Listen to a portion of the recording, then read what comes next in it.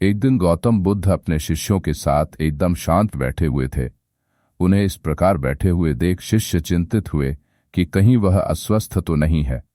एक शिष्य ने उनसे पूछा कि आज वह मौन क्यों बैठे हैं, क्या शिष्यों से कोई गलती हो गई है। इसी बीच एक अन्य शिष्य ने पूछा कि क्या वह अस्वस्थ हैं, पर बुद्ध मौन रहे।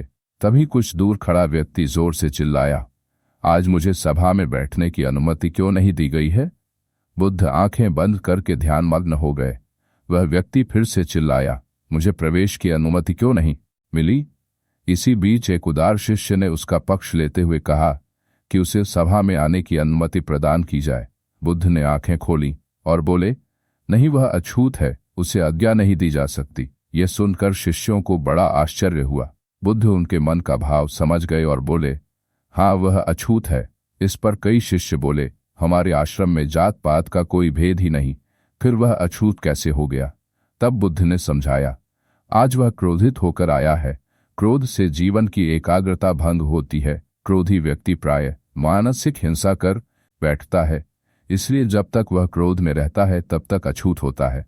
इसलिए उसे कुछ समय एकांत में खड़े रहना चाहिए। क्रोधित शिष्य भी बुद्ध की बातें सुन रहा था। पश्चाताप की अग्नि में तप कर वह समझ चुका था कि अहिंसा ही मनुष्य का महान कर्तव्य व परम धर्म है। वह बुद्ध के चरणों में गिर पड़ा और कभी क्रोध न करने का प्रण लिया।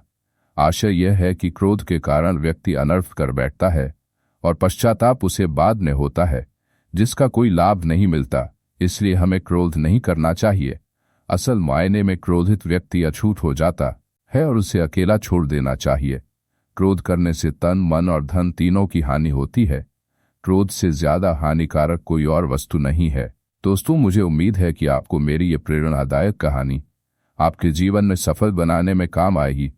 दोस्तों, ऐसी प्रेरणादायक कहानी सुनने के लिए आप हमारी चैनल को सब्सक्राइब कीजिए और लाइक कीजिए।